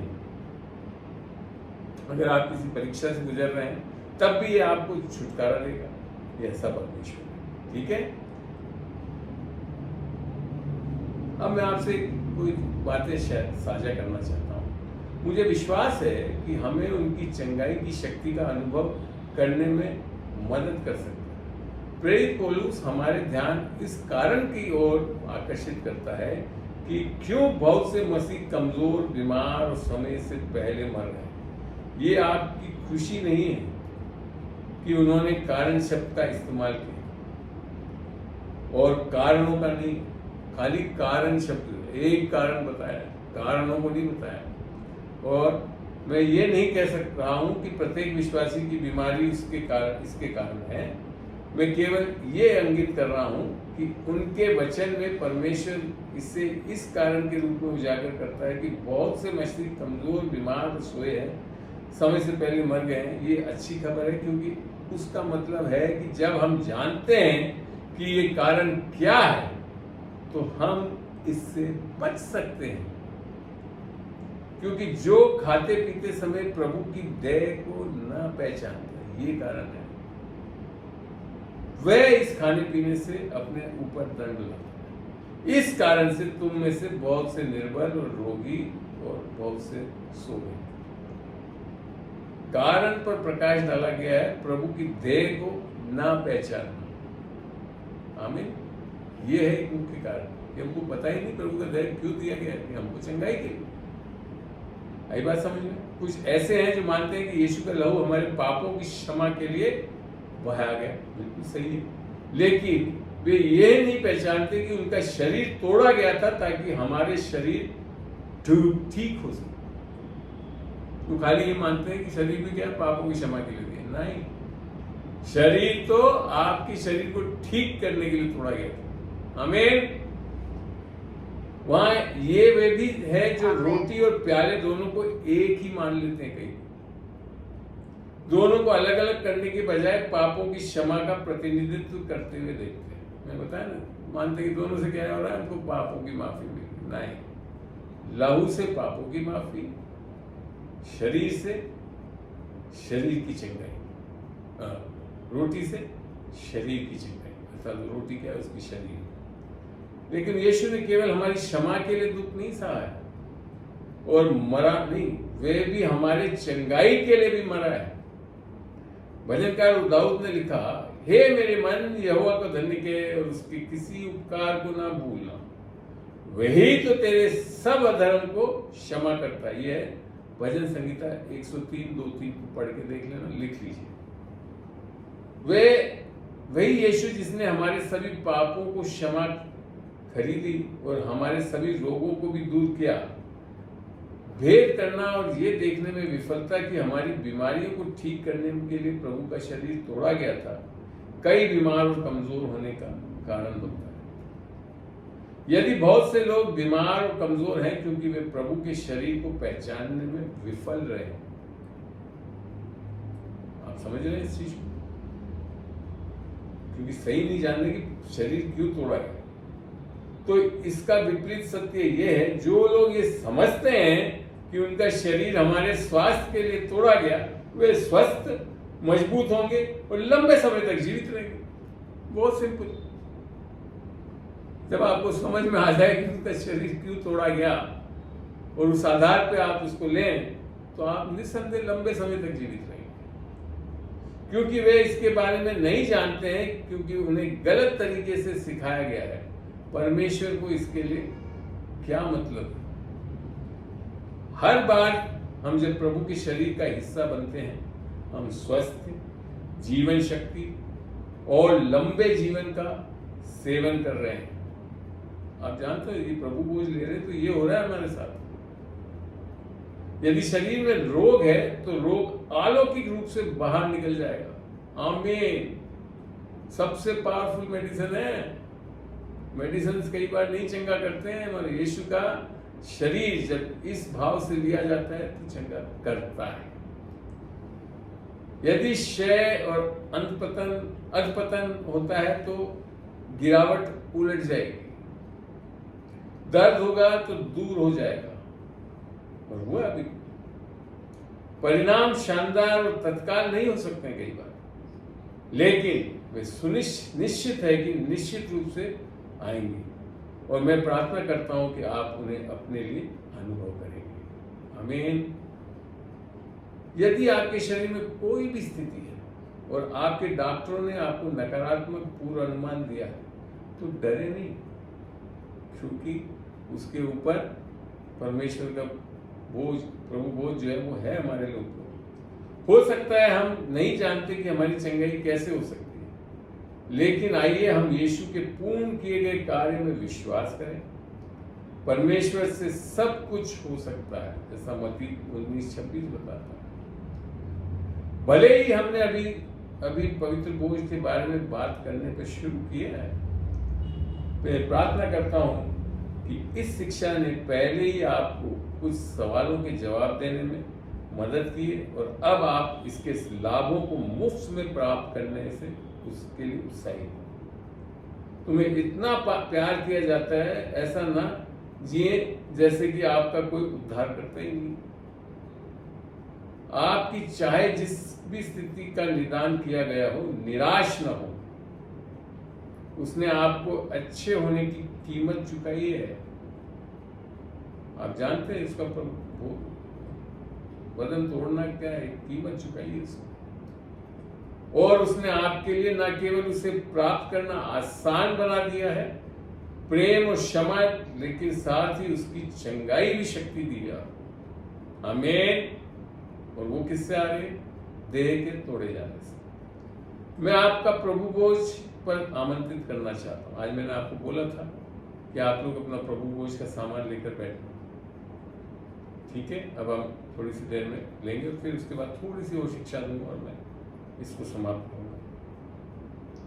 मेज तैयार की गई है मानव हाथों से नहीं, जो लड़खड़ा सकते हैं और विफल हो सकते हैं, लेकिन उस सिद्ध व्यक्ति के द्वारा जिसके हाथों को आपके लिए क्रूस पर भेजा गया था। वे आपके शत्रुओं की उपस्थिति में इस तालिका का तैयार करता है और आपको आमंत्रित करता है कि आप उसके शरीर का हिस्सा बनने के लिए आए, और आपके लिए उसका खून बहा है। साहस पूर्वक मेज पर आए, डरते हुए आप आ जाएगा बीमारी नहीं। और विश्वास में भाग लें और अपनी चंगाई प्राप्त कर सकें। यदि आपने यीशु को अपना प्रभु और उद्धारकर्ता के रूप में ग्रहण किया, ये कंडीशन है, तो आप मेमने के लहू के द्वारा योग्य बना दिए गए हैं। आप अपने सारे पापों से धुल चुके हैं। दुश्मन को अब आपको लूटने की अनुमति न दें। धन्यवाद के साथ प्रभु भोज में भाग लें और जानते हुए कि हर बार जब आप भाग लेते हैं तो आप मसीह में स्वस्थ, मजबूत और युवा होते जाएंगे। आमीन। अपने भरोसे का छुटकारा में रखें, सृजन पर नहीं, क्रिएशन पर नहीं, छुटकारे पे भरोसा रखें। जब तक हम प्रभु पर भरोसा करने के बजाय हमें स्वस्थ रखने के लिए अपने खाने और व्यायाम पर निर्भर हैं, हमारी निर्भरता अभी भी सृष्टि अर्थात प्राकृतिक साधनों पर है, ना कि छुटकारे उनके अलौकिक कार्य। जब तक आप ये मानते हो कि हाँ ये खा लूंगा, ये ठीक रह लूंगा, स्वास्थ्य रखूंगा, फिर आपने अभी तक उस अलौकिक प्रावधान को नहीं समझा। भले ही हम स्वस्थ भोजन करते हैं और नियमित रूप से व्यायाम करते हैं, इसमें कोई गलती नहीं है, पर निर्भर भी हैं। हमारी निर्भरता अभी भी सृष्टि प्राकृतिक साधनों पर है। भले ही हम स्वास्थ्य भोजन करते हैं और नियंत्रित रूप से व्यायाम करते हैं, यदि हम अलौकिक स्वास्थ्य में चलना चाहते हैं तो हमारा भरोसा एक अलौकिक परमेश्वर और उस अलौकिक भोजन पर होना चाहिए जो उसने हमें दिया है। हमें समझ रहे हैं आप? प्रभु भोजन क्यों अर्ली चर्च इतना लेता था? बनाने के लिए परमेश्वर को केवल बोलना था, बोला की संरचना कर, हमें छुड़ाने के लिए उसे खून बहाना पड़ा। बहुत बड़ा काम है खून बहाना और रोटी तोड़ना। परमेश्वर को बनाने के लिए उसे केवल बोलना था, लेकिन परमेश्वर को हमें छुड़ाने के लिए उसे खून बहाना पड़ा। छुटकारे के लिए परमेश्वर को हमारी कल्पना से कई अधिक कीमत चुकानी पड़ी।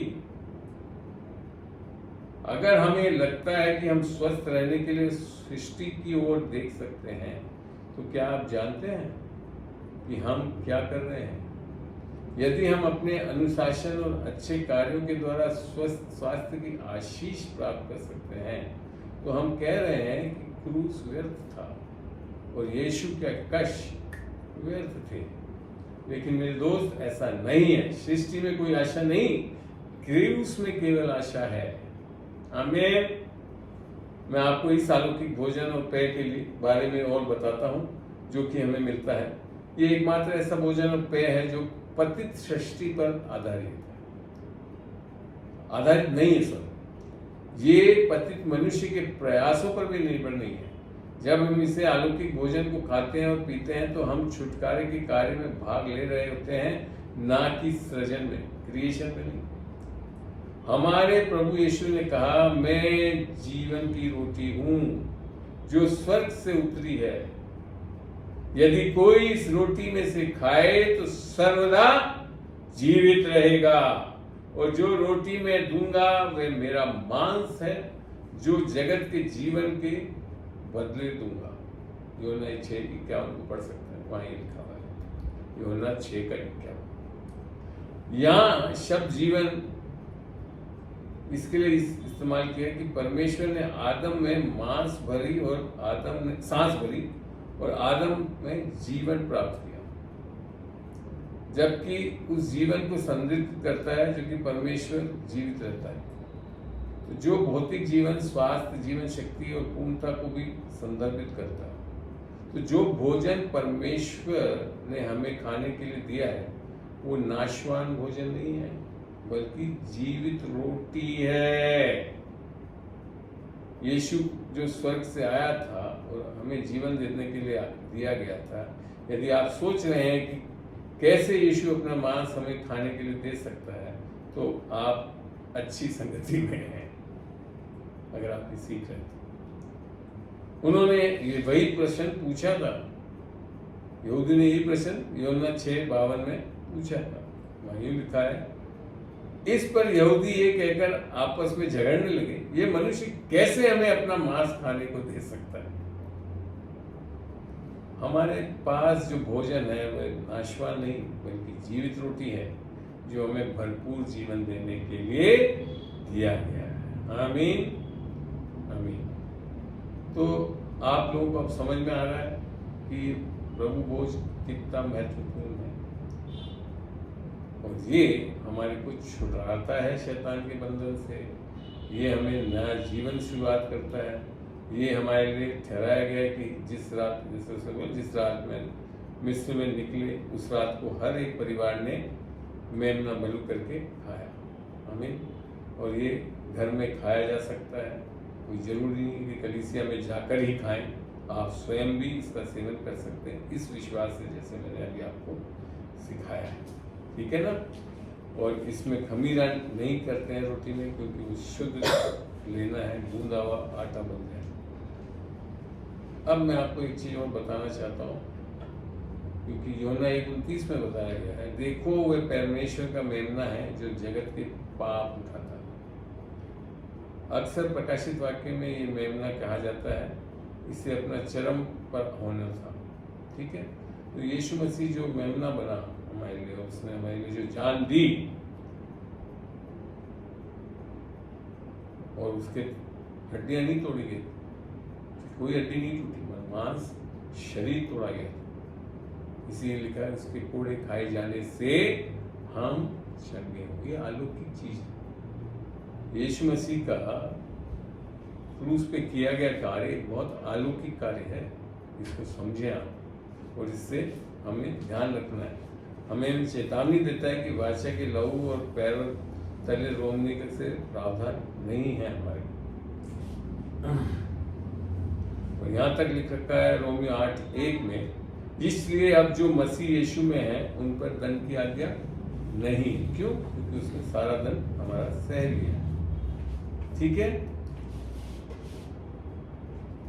और ये तो एक चरम है। यूहन्ना 6:53 वहां यूं लिखा है, यीशु ने उनसे कहा, मैं तुमसे सच सच कहता हूं, जब तक मनुष्य के पुत्र का मांस ना खाओगे और उसका लहू ना पियो, तुम में जीवन नहीं है। और ऐसे गलत तरीके से सोच के खा रहे तो वैसे भी नहीं होगा, क्योंकि मेरा मांस वास्तव में खाने की वस्तु है और मेरा लहू वास्तव पीने की वस्तु है। तो ये चीज को ध्यान में रख के हमको इस चीज को करना चाहिए। तो यहाँ पे मैं आपको जब सिखाया मैंने, तो आपको समझ में आया कि यीशु का प्रभु भोज एक ऐसा इम्पोर्टेंट चीज है जो परमेश्वर ने पुराने नियम वालों को भी बोला था और नए नियम में भी आकर बोला था कि मेरे आने तक ये करते रहना। तो करना है। कईयों के प्रश्न थे, आज मैं आशा करता हूँ जो आपको प्रश्न भेजे थे मैंने उन प्रश्नों को डाला भी था। संभवतः मेरे ख्याल से आज जो मैंने शिक्षा दी है उससे उस सारे प्रश्नों का उत्तर आप पा रहे हैं। ठीक है? तो अब मैं क्या कहना चाहता हूँ कि अगर आपने रोटी और जूस और ये अगर ले रखा है तो आज हम इसको प्रभु भोज को लेना चाहेंगे। आमीन। तैयार हैं आप लोग? हेलो, तैयार हैं? हमारा फसह का पर्व जो है मसीह हमारे लिए बलि किया गया था, जैसा कि 1 कोरिन्थियों 5:7 में लिखा है। उसका लहू हमारी आत्माओं के लिए एकमात्र छुड़ौती है। इसे भाए बिना कोई छूट नहीं है। इसके छिड़काव के बिना उद्धार नहीं हो सकता है। क्या हमने उस पर विश्वास करके इसके छिड़काव, क्या हमने उस पर विश्वास करके उसके प्रायश्चित लहू की सुरक्षा के तहत अपनी आत्मा को योग्य प्रतिशोध से आश्रय दिया है? क्या हम उसके करीब रहते हैं? लगातार हम उस पर निर्भर रहते हैं? क्या हम उद्धारकर्ता में अपना विश्वास करते हैं और उसके प्रति अपने दायित्वों को इस प्रकार अंगीकार करते हैं ताकि जो कोई भी उसके पास से गुजर रहे वे जान सके कि हम किसके हैं। क्या हम उसकी सेवा के लिए तैयार हैं? उसके मार्गों पे चलने के लिए तैयार हैं और अपने आप को उसके शत्रुओं से अलग करने के लिए तैयार हैं? आमीन। ये आत्मा के लिए अत्यधिक महत्व का प्रश्न है। हो सकता है कि प्रभु हमारे विवेक को ईमानदारी से उनका जवाब देने के लिए निर्देशित करें। आमीन। अब एक दो सवाल जो आपके थे उसको मैं क्लियर करना चाहूंगा। पुराने नियम में जब 12 में एक्सोडस निर्गमन 12 में फसह का पर्व का पूरा बताया गया था, तो वहां एक जो कंडीशन थी कि वो खतना किए हुए हो, ठीक है ना। नए नियम में आकर भी आज भी वो नियम लागू होता है, मगर वो शारीरिक खतना नहीं है। वो किस तरह से लागू हो रहा है वो देखते हैं कुलूसियों में पढ़ के। अब शारीरिक खतना नहीं चाहता, और खाली मर्दों का नहीं, कुछ और भी लिखा है। किसका देखते हैं। पहले लिखा था, एक प्रश्न था, without baptism shall we take holy communication. बपतिस्मे के बिना हम पवित्र भोज ले सकते हैं। निस्संदेह पानी का बपतिस्मा इंपॉर्टेंट नहीं है, मगर आत्मा का बपतिस्मा जो यीशु मसीह देने आया, मत्ती में लिखा है, वो आत्मा का बपतिस्मा और आग का बपतिस्मा। तो आत्मा का बपतिस्मा से हम कलीसिया में आते हैं, जैसा कि पहला कोरिन्थियों 12-13 में लिख रखा है। तो आत्मा का बपतिस्मा होना बहुत जरूरी है। और इसका महत्व पूछा किसी ने कि ये हमारे जीवन में पवित्र भोज के बारे में महत्व, तो आज हमने बता ही दिया कि छुटकारे के लिए, चंगाई के लिए, लहू तो छुटकारे के लिए, आपकी शरीर की चंगाई के लिए ये इंपॉर्टेंट है। आमीन। तो फिर एक ने किसी ने पूछा है, जो पवित्र भोज नहीं ले रहे हैं उसका क्या होगा? कुछ नहीं होगा, नाराज नहीं हो जाएगा परमेश्वर, मगर बहुत जल्दी पहुंच जाएंगे ऊपर। समझ में आ रहा है आपको?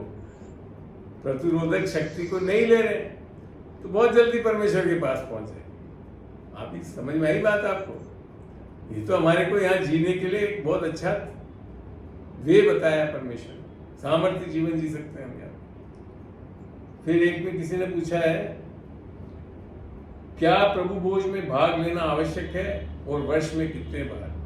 अभी हमने जब सीखा कि अब आपको चुनना है, आप नहीं लोगे तो भी परमेश्वर कोई नाराज नहीं हो रहा आपसे। अगर आपने यीशु मसीह को अपना उद्धारकर्ता प्रभु कर लिया, निस्संदेह आप जाओगे।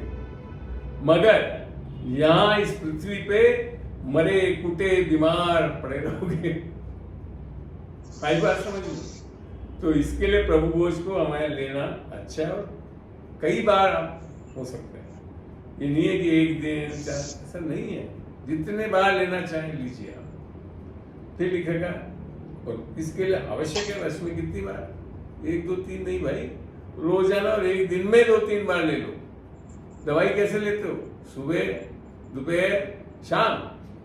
तो ऐसे ही प्रभु भोज भी लो, क्योंकि उसमें इतनी सामर्थ्य।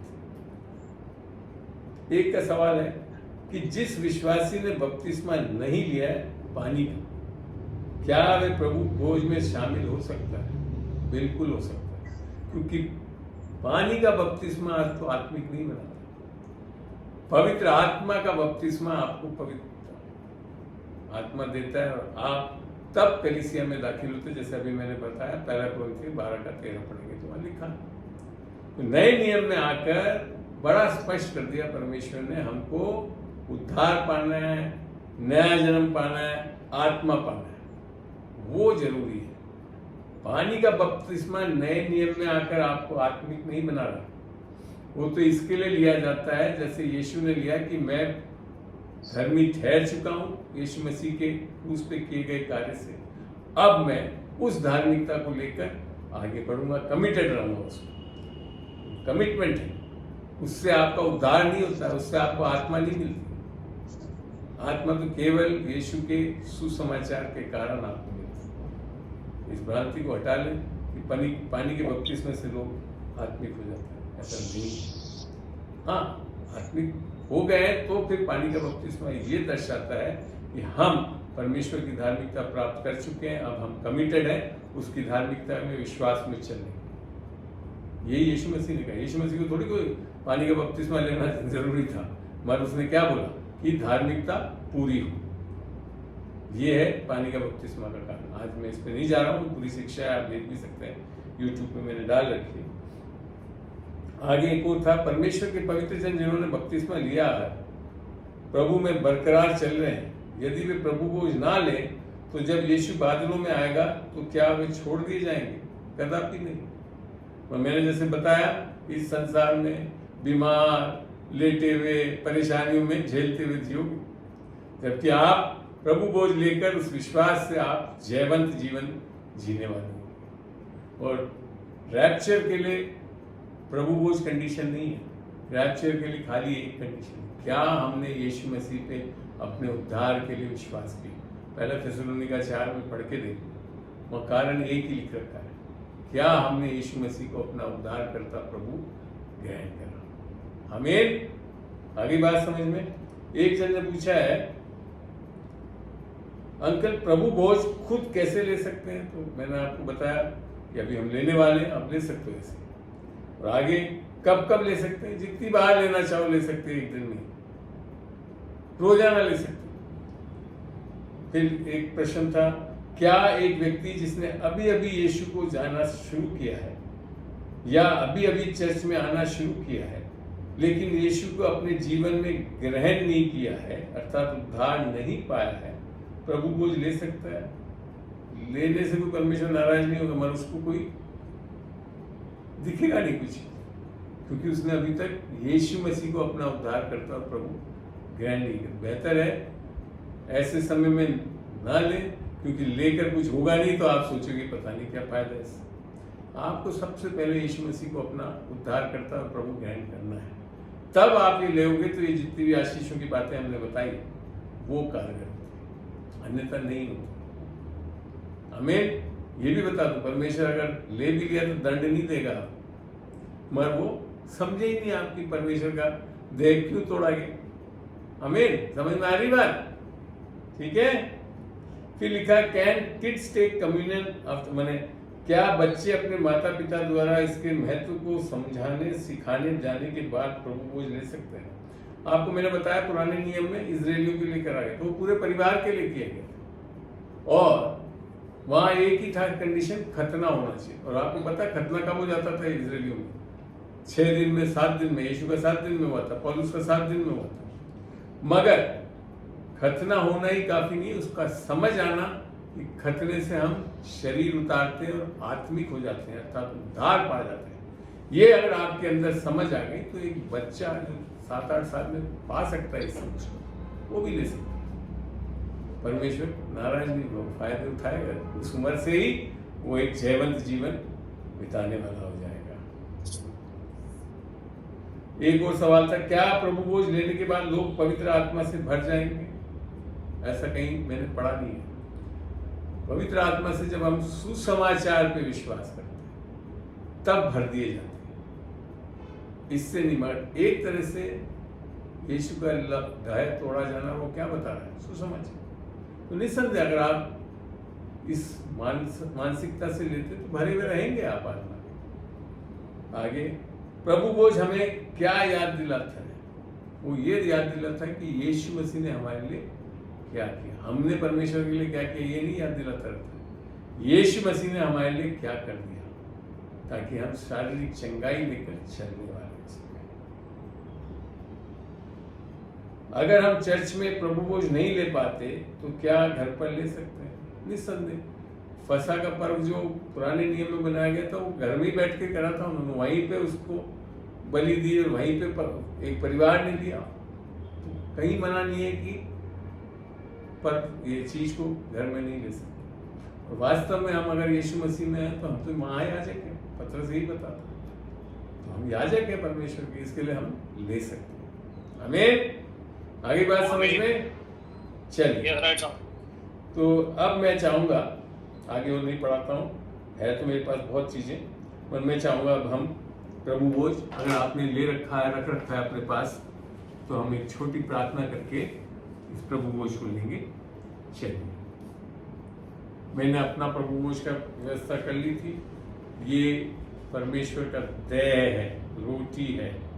आप इसको अपने हाथ में उठा लीजिए तो मैं अब प्रार्थना करता हूँ। प्रभु, आज इस शिक्षा से लोगों की भ्रांतियां निकली हैं और आज इस संस्कार को करते हुए, इस संस्कार नहीं वास्तविकता है, और जब हम इस देह को अपने हाथों में ले रहे हैं तो ये सचमुच तेरा देह है और हम इसको आज विश्वास से ग्रहण करते हैं यीशु के नाम से। खा लीजिए।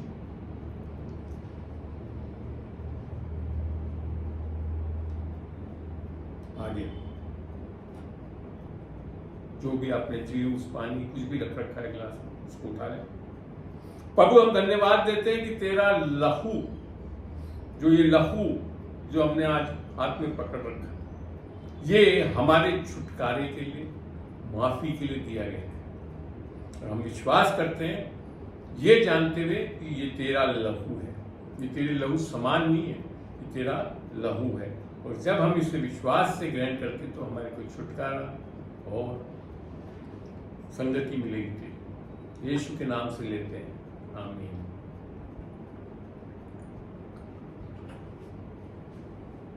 आज अगर इस विश्वास से आपने अगर लिया है तो निस्संदेह आपके जीवन में चंगाई देखेंगे, आपको माफी का पूरा अनुभव होगा और अब डरेंगे नहीं। आराम से आप प्रभु बोझ ले सकते हैं, घर में ले सकते हैं, इस विश्वास से लेना है। तो आशा करता हूँ ये शिक्षा आपके लिए बहुत लाभदायक होगी।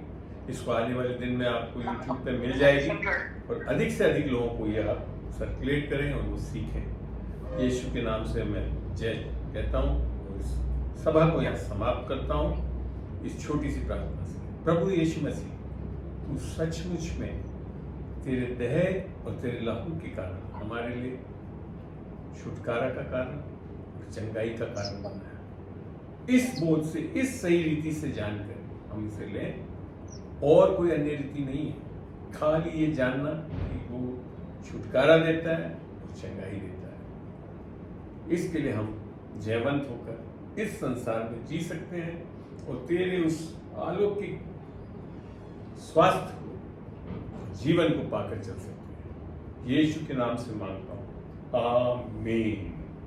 प्रभु का धन्यवाद हो। आप